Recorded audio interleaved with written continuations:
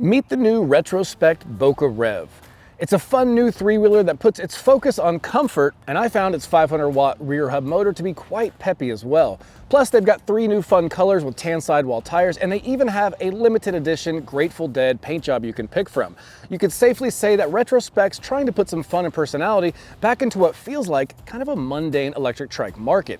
So let's run through its numbers, run through its specs, we'll take it for a ride in today's review of the Retrospec Boca Rev.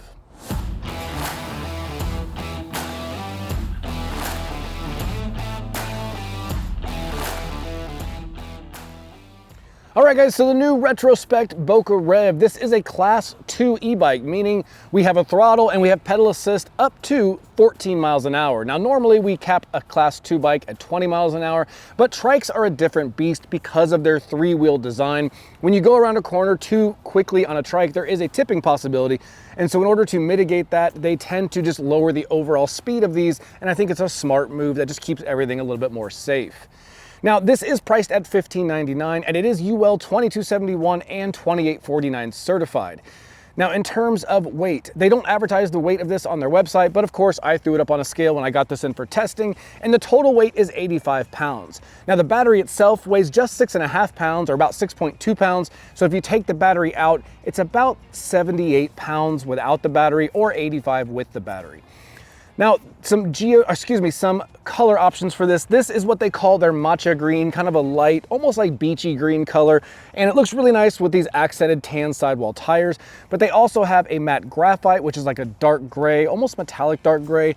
And then if you're a fan of Grateful Dead, the band, they also have a limited edition Grateful Dead, kind of just limited edition color scheme that has some of their logos and color schemes on it. Maybe I'll put something on the screen so it makes more sense. But if you're a fan and want something a little bit more wild, it's really cool that they have that as an option as well. Now, in terms of frame sizes, we have this one size fits most, and that's gonna fit from 5'5" on the short end to 6'4" on the tall end. Now, in a second, we're gonna go on a ride and I talk about the range fit there, and I incorrectly mentioned the lower range is 4'11" up to 6'4". You can scratch that, just know that this is 5'5" to 6'4", so just ignore that down the road when you hear that. Now, with that said, I am 5'11", and I found it fit me really, really well. With no need for extra room in either direction, I felt like it fit me just fine. But I will say, the front handlebar up here has about 4 inches of vertical adjustability. Now, 4 inches is not a ton, and for me, I didn't need to make any adjustments to make it fit nice, but I did notice that when I was just playing with fit, and if I raised that as far as it would go, it didn't go much higher than my natural reach for the bike at 5'11". So I will caution you, those of you who are 6'3", 6'4", you might not have a full proper like arm raised position, but it's not really a deal breaker, just something to be more aware of if you're shopping for a bike and you're on that really high end of the fit range. Now, some geo numbers for this, we've got about a 43-inch wheelbase from front hub to rear hub. We've got a 17.5-inch standover height, so the lowest point at which the frame can be stood over. We've got about 12 inches of adjustability in the saddle, so quite a lot of adjustability there. And the max payload for this is 350 pounds for the rider, but 500 pounds total. So you could be a rider up to 350 pounds and still, in theory, be able to carry over 100 pounds of gear with you. So plenty of payload and cargo pulling ability for this trike. Now, this has a 17 and 17.7 or 17.75 inch reach the way it sits right now. But if you were to loosen those stem bolts and rock that handlebar back to you a little bit, maybe for comfort or shorter arms, that would certainly shorten the reach as well. Now, when it comes to things like tires and wheels, we've got these offset spoke pattern double walled alloy wheels that have sized in 20 inches, but they're wrapped in a Chaoyang 20 by 3 inch wide tire. Now, this Chaoyang tire has some nice knobby treads, a good looking tan sidewall, and it's enough to give you traction and just some comfort when you're riding, but not so big that it's loud, almost like a fat tire e-bike. It's a good mix of comfort and traction.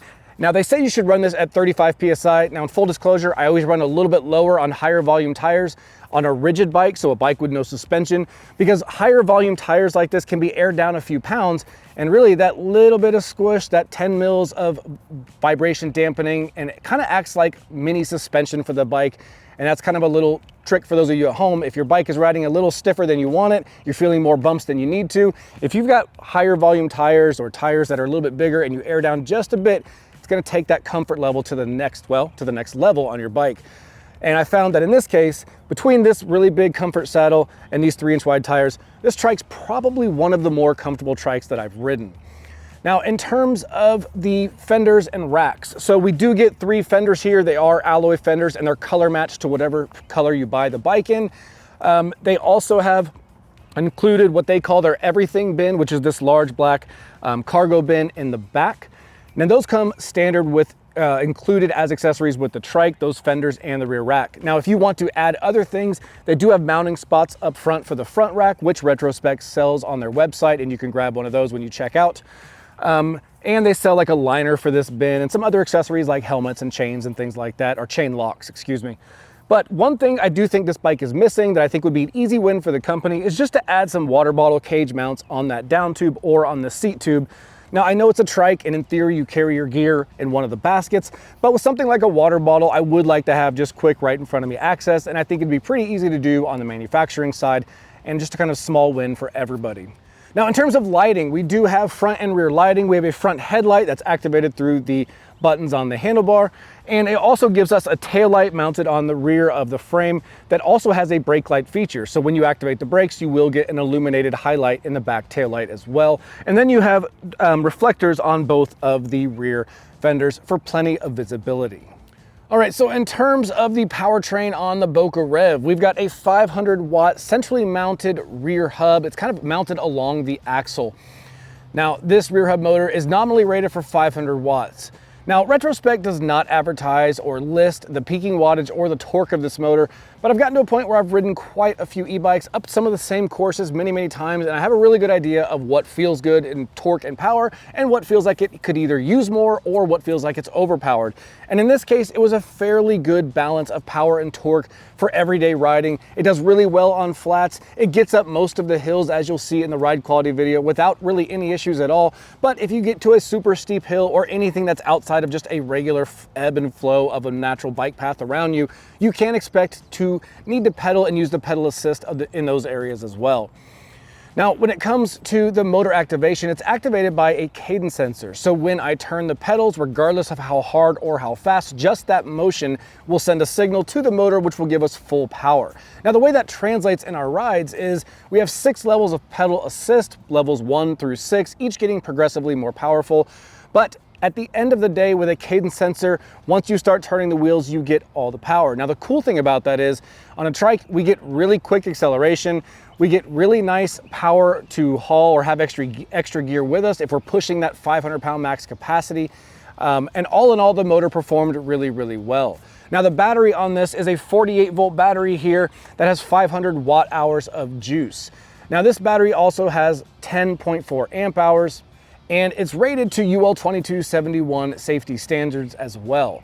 Now, it comes with a set of keys so you can lock it into place, but as you can see, it's really easy to access at any point just because of the open frame design that a trike gives us.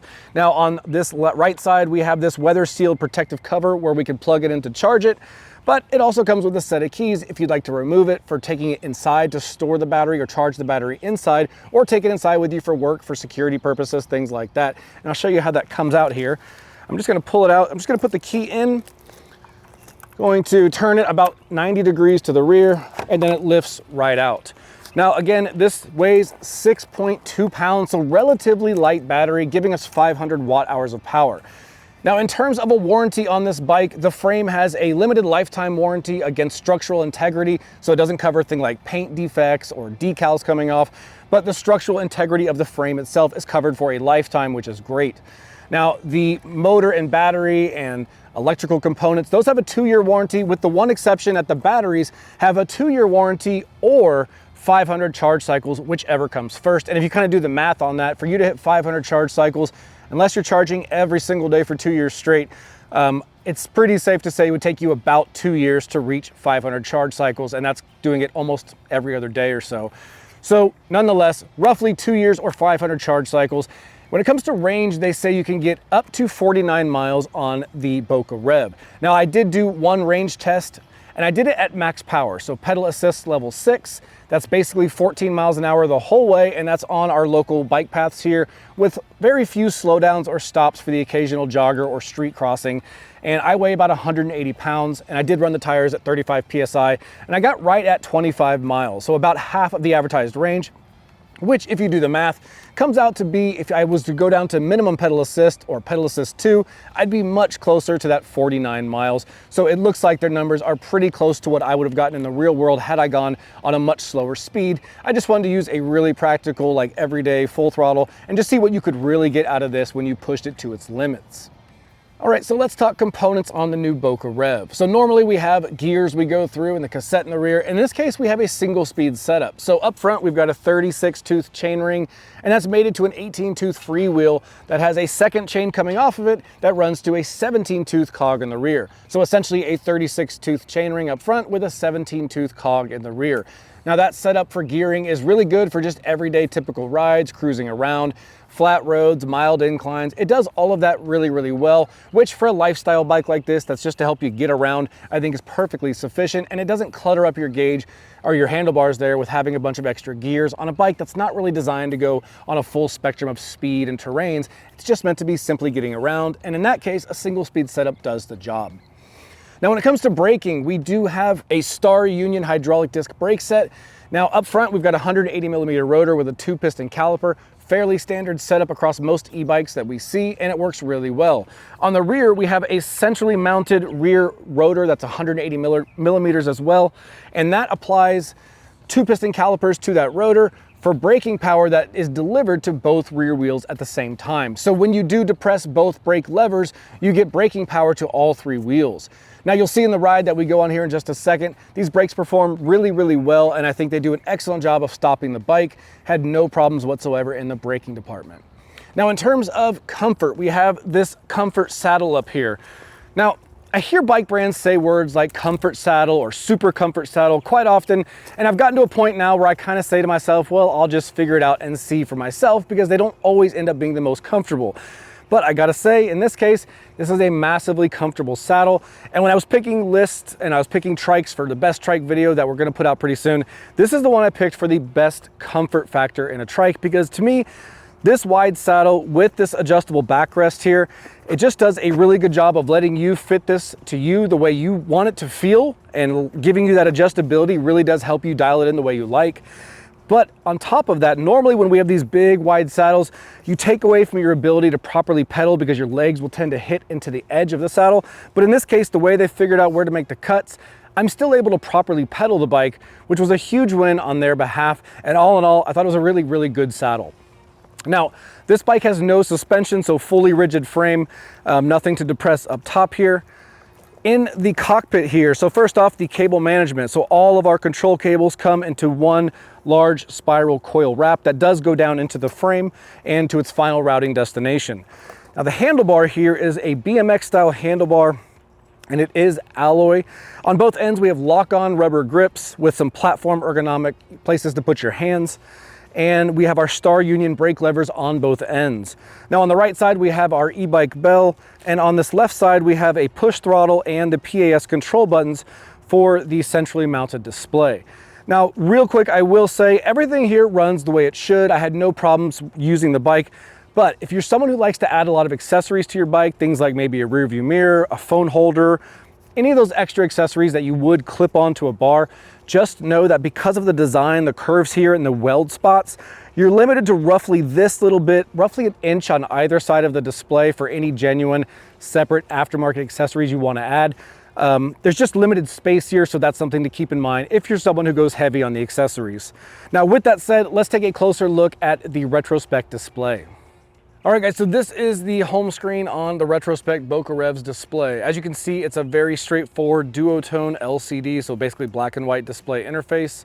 And this is essentially the only screen you're going to be using, which makes life really, really easy and simple. Plus, there's no app connectivity, so no need to worry about pairing your phone. You can just turn this on and go. Now, I will say there's an advanced settings menu, but we're not going to get into that on camera because it's the type of advanced settings that has some abbreviated codes that you'll need to use the owner's manual to go through. So as you can see, ST1, ST2, things like that. So we're just going to back out of that altogether and just go over the basic data screens here on the display that you'll actually be using every day. Now up top, we've got the energy bar, and it's got little hash marks as it goes down, so it's slightly over half full right now. Below that, we have our speed in miles per hour, but you can go into the advanced settings and change that to kilometers per hour should you want to. Here we have our PAS indicator. So as we go through our PAS levels, remember there are 6 on the Retrospec, 1 through 6. And then down below here, we have our odometer. So right now it's got 78 miles, but there's a couple or 2 more data screens of trip meters. If you tap the mode button, trip A shows 75.5, trip B shows the same because we've never reset those. And then tapping it one more time takes you back to the odometer. Now it does have some other features here. If I was to hold the plus button on the display pad, that will activate the headlight. As you can see, the indicator comes on and the light is on as well. To turn it off, you just hold that. And then if you hold the negative button or the down button, that will put it into a walk mode as well. And that really does wrap up all of the features of the display. It's very straightforward, very easy to use, and not something you can get lost in, which I think a lot of people will appreciate.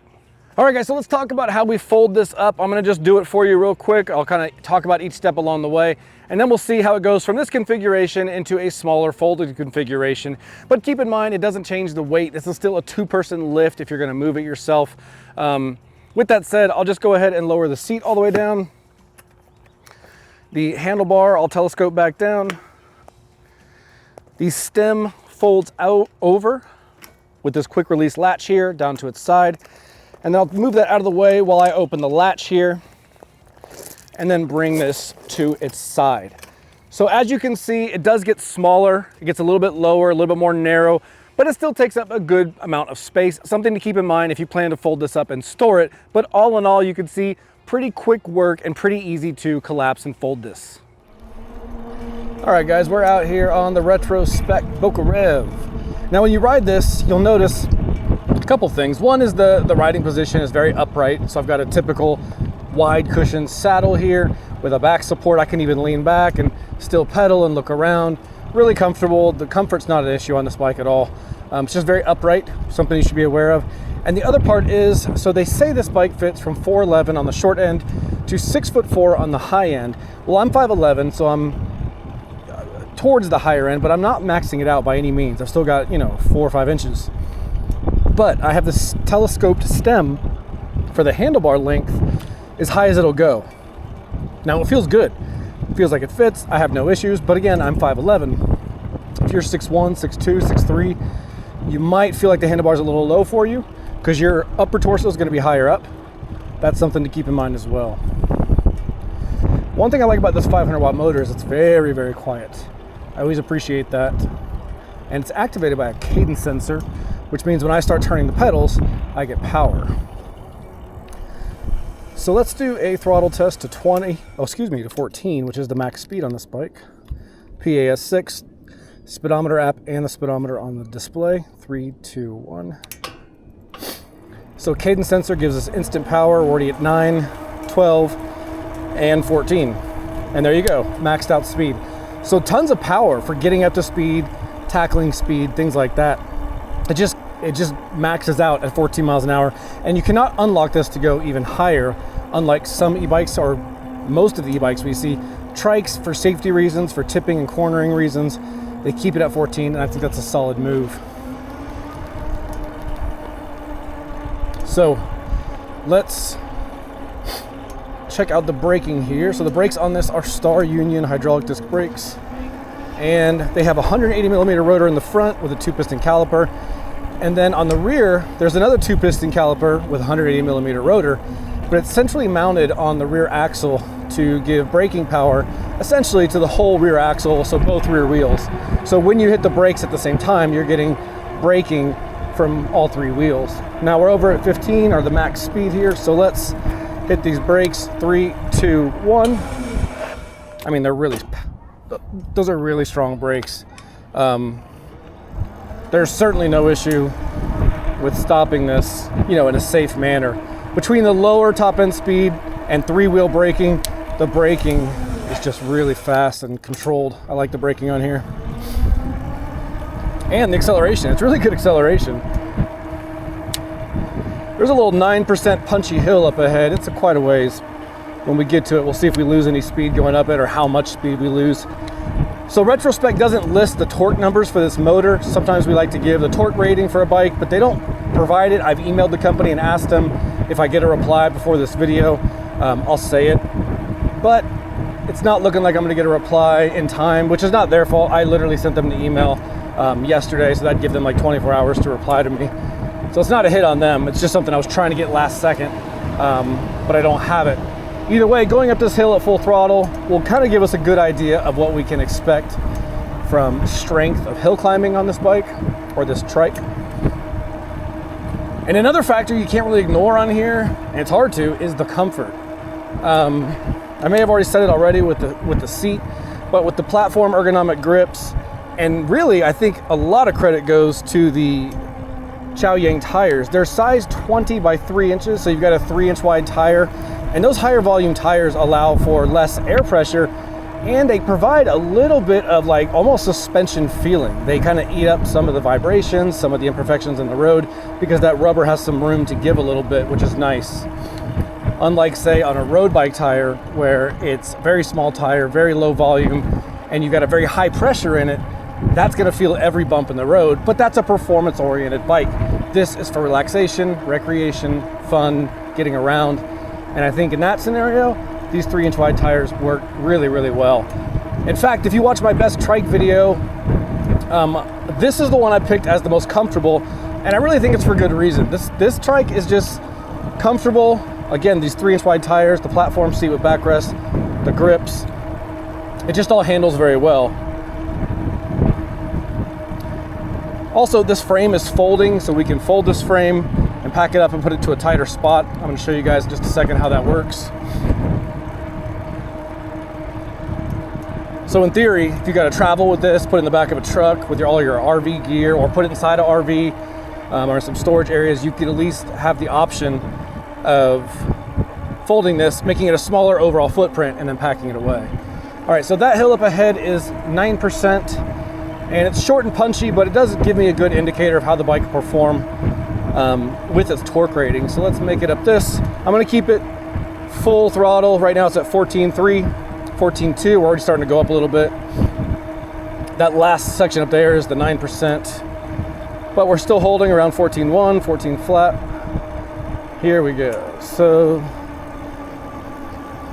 down to about 12.3 at the very lowest on this side, which has the tenths of a mile an hour next to it. So 12.3 miles an hour from about 14.1 when we hit that steep part. So it lost a little bit, but not a whole lot. And then let's do one other sustained climb right around this corner. This one's about a 1/4 mile long, and it's going to give us a better idea of how the trike will hill climb. And this grade is different though. It's more subtle, so it's about 5 to 7%, but it lasts that whole 1/4 mile. I'm over here going around corners at 12 miles an hour and asking to tip. Hey.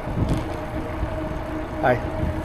So let's brake here for the stop sign, and then we'll go up this residential road. Like I said, about a 1/4 mile, 5 to 7% grade. So I'm going to do just throttle again, so I don't influence it with pedaling. Again, really quick, confident acceleration, and we're already up at 14 miles an hour. Thank you. And so we've dropped a little bit. I saw 13.6 at one point, but we're back to 14. There we go, 13.6 again. Oh, 13.4. So we dropped a little bit. 14.2, we're still holding at that 14 mile an hour top speed pretty well. So while I don't know the torque rating, I think it's safe to probably guess we're somewhere north of 60 Newton meters. Again, very unscientific and based off my assumption. But I've ridden quite a few bikes on this specific hill, and I have a general good idea of how they perform. And this one's holding really well, which is a nice thing to see. So we'll go ahead and just turn around here, use my hand signals. I'm gonna turn around one more time. Let me see if I can turn around at speed and see if I can feel any tipping. So this is 8 miles an hour, and yeah, that left wheel came off the ground just a bit. So I would not go flying around corners in any trike, not just this one. Trikes, just by design, 3 wheels. You know, the weak spot is cornering. Can't stop physics. But with that said, this is going to be a really solid trike for somebody who doesn't want to fully commit to the 2-wheel lifestyle. Maybe they're coming off an injury. Maybe they're, you know, in the later years, and stability and balance is a concern. Mobility is a concern. And you just want something easy you can get in, sit on, go to the store, go to the park, take a ride with your friends, your grandkids, whatever you want to do, you have that kind of mobility freedom. I think this will really do well in a scenario like that. Plus, it can fold up. It can go with you on your trips if you want to take a trip. And all in all, it's just a comfortable, easy to ride bike. That's probably the most important factor. But let's go back and talk about it from more of a mechanic standpoint and a build perspective standpoint. We'll talk about some things that are adding, value and build perspective to it, and then some things just to be aware of, maybe some maintenance things. So yeah, let's go back, put it up on a stand, and we'll talk about some of the just build quality and mechanics aspects to it.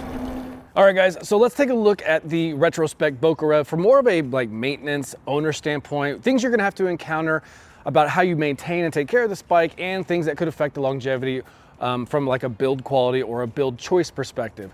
So before I jump into the pros and some things I'd like to see improved, I'm going to say thanks to Feedback Sports for supplying us with their Pro HD rack and some of their toolkits. These can even hold these 85-pound trikes as well as every other e-bike we have in our lineup. They're just really versatile, but more importantly, they're lightweight, easy to move around. Anyway, if you like to tinker on your bikes and you're looking for a good stand or some new quality tools, I'll put a link down in the description to Feedback Sports. So with that said, I'm just going to kind of kick it off with some things I like about the Boca Rev. So first things first, this open frame design. So a lot of times on e-bikes, if you're going to access the battery controller, the wires, internal wires, those are all usually routed through tubes and bike framing parts. And on a trike design, everything's accessible. So you've got your brake and your tires here. You've got access to your drivetrain. Your motor is right here and can be removed with just a couple bolts. You also have your rear brake caliper and rotors. Everything is super easy to access.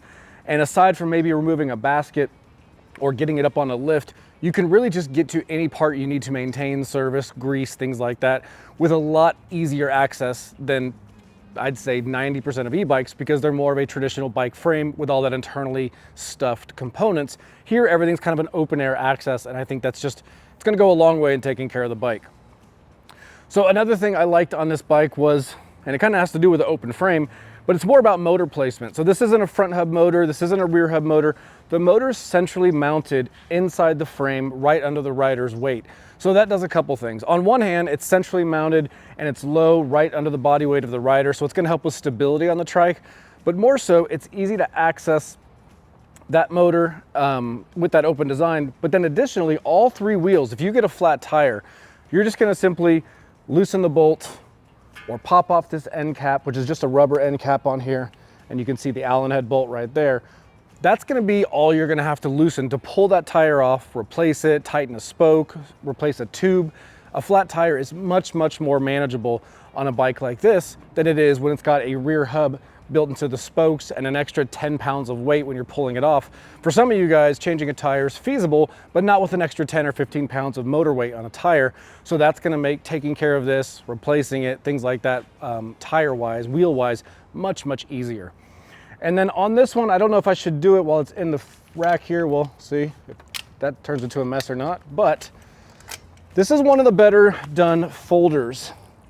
And the reason being, this access panel where you can fold at the hinge and you can see the wiring coming in and out, it's contained really well. They have a small hole, and then it's held with one single wire wrap that's holding all the cables in place.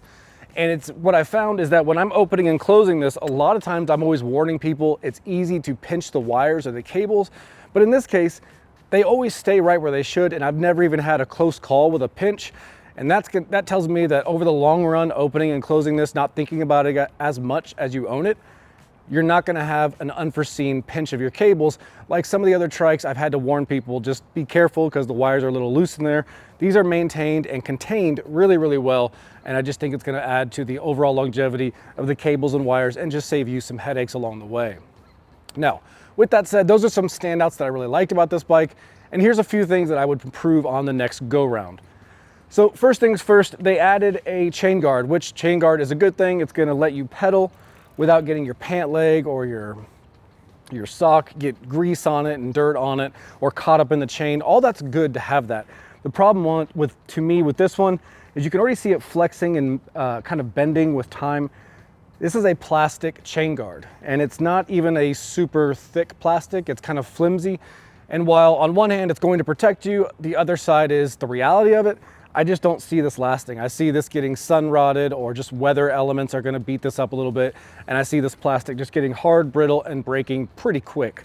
So if I own this bike, I would just pop on an alloy or some sort of metal chain guard, which you can pick on Amazon for a couple bucks.